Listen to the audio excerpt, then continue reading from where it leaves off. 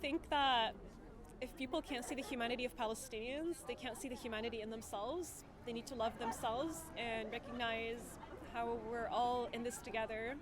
That actually this anti-Palestinian racism is often fueled by Islamophobia. Am I looking at you or? Look at me, please, not the phone. Okay. But it's okay if you look at me. It's okay. My name is Ghada Sasa. And you said you're a PhD candidate? Yes, I'm a PhD candidate in political science. I'm right now completing my thesis at McMaster University. Okay, thanks. And you've come out here today to support MPP Sarah Jama as she's transitioned from NDP to independent. Why was it important for you to be here today? Sarah Jama is a long-time respected grassroots activist in Hamilton, and obviously she's been the most outspoken person for Palestinian rights in Ontario Parliament. Actually, in the Canadian political scene, unfortunately, it's not surprising for me to see that a Black Muslim woman who's disabled is at the forefront. You know, we also see other outspoken leaders like Matthew Green. But really, it's shameful that actually it's on Muslim politicians and the most oppressed among us to stand up for Palestine when, you know, Israel has been recognized as an apartheid state by Amnesty International and Human Rights Watch. Until now, Canada is refusing to accept the fact. Until now, we haven't seen, you know, the federal NDP call Israel an apartheid state. We see the Ontario NDP constantly censoring those who speak up for Palestine, like Sarah. Sarah has never said anything other than truth and justice.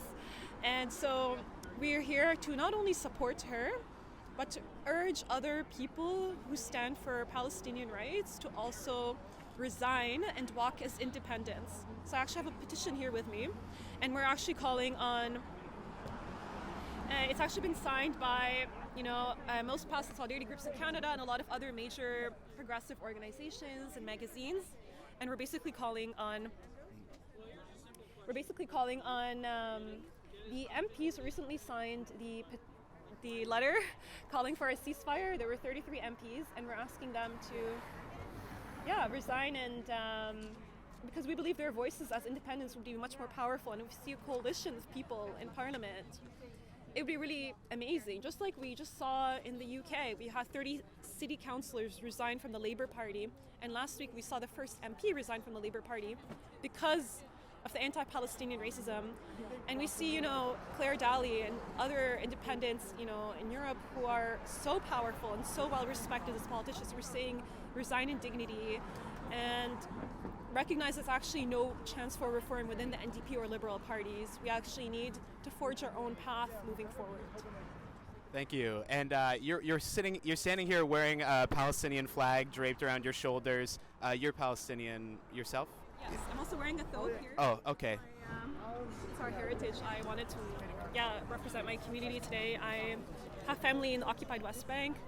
I'm also a third-generation refugee, so my father's side is from what's now called Israel. We called 1948 Palestine. In 1948, Israel expelled them, and a lot of them went to Gaza. So unfortunately, I actually lost about 50 members of my father's side of the family. In Gaza, they were martyred by Israel, and until now, we're trying to get some of our family members out, including my dad's cousin, to bring her to Canada. There's no words. I'm sorry for your loss. I think right now it's evident that a lot of people are having difficulty seeing or recognizing the humanity of the Palestinian people. What would you like to say to people who have trouble recognizing that humanity? I think that if people can't see the humanity of Palestinians, they can't see the humanity in themselves. They need to love themselves and recognize how we're all in this together. That actually this anti-Palestinian racism is often fueled by Islamophobia. I just called out CHCH News because last week they did a segment on Sarah Jama slandering her because she said from the river to the sea, Palestine will be free, and they're trying to paint this as a genocidal slogan. We say from the river to the sea because that's literally the geographic space that is Palestine that was colonized in 1948, and we're seeing the liberation of all of it. But that people are trying to paint our liberation as genocidal is very racist. Again, even international law recognizes that Palestinians have the right to return to their homes and lands. That is supporting Palestinian liberation. Again, we need to dismantle apartheid. We're demanding justice and peace. so that anybody would see that as threatening is extremely, it's rooted in like Islamophobia, painting us as violent terrorists. And the CHCH segment actually referred to Palestinian rallies as mobs because they were interviewing B'nai B'rith, which is an extremely Islamophobic, far-right Zionist group. They didn't bother to spotlight a Palestinian voice. So we're definitely looking at media to stop, perpetuating racist tropes. We're also asking people to stop consulting mainstream Canadian media, to look at alternative sources. Center Palestinian Voices, Mohammed Al-Kurd, myself, you can follow me on Twitter, Ghada Sasa, a lot of Palestinian groups, and see what they're doing and the voices that they're sharing coming out of Gaza. I mean, ultimately, we're here to support the people of Gaza, which is ultimately they're seeking a ceasefire right now. So it's just a really dire situation. I mean, I can't even explain, just looking at Al Jazeera, that's a great source, live, just seeing babies literally dying right now because they don't have fuel. Like, their hospitals are being attacked, patients. So many hospitals now, and it's really horrific, but it's not shocking that Canada as a settler colony continues to support Israel. And also we're, the second biggest contributor of arms to the Middle East, so we're benefiting from war and destruction. We don't want a ceasefire for a reason, right? And we have to, moving forward, work together. If people are interested, they're welcome to reach out to me, Organize for Palestine.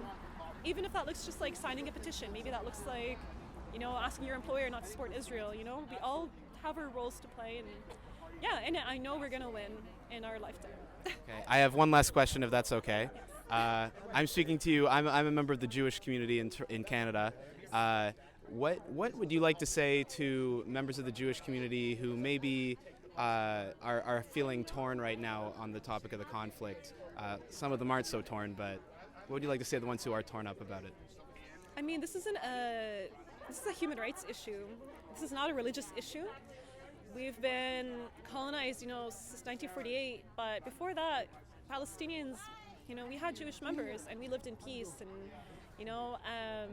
Jewish, Muslim, Christian Palestinians lived in peace, and until now we know a lot of Jewish Palestinians oppose Zionism. We know historically there's always been large segments of the Jewish population who supported settler colonialism we see today, like Rabbi David Midaser here and a lot of other Jewish folks, who've stood like shoulder to shoulder.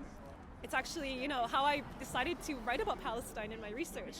In my master's, I was going to do like labor and climate change. It was a Jewish professor who encouraged me as a Palestinian to write about Palestine and, told me Israel is a disgrace. So we know, even seeing in the US, so many Jewish people have been arrested, like protesting against the war crimes, saying not in our name. I know as a Muslim person, I speak out regularly against forms of oppression like misogyny or homophobia being perpetuated in our name. So I believe that it doesn't matter what communities we come from. At the end of the day, in the name of humanity, we need to stand together and recognize that, the forces being leveled against Palestinians like white supremacy are ultimately the same that have oppressed and brutalized Jewish people for many years. And at the end of the day, we're comrades and family. Thank you so much for your time.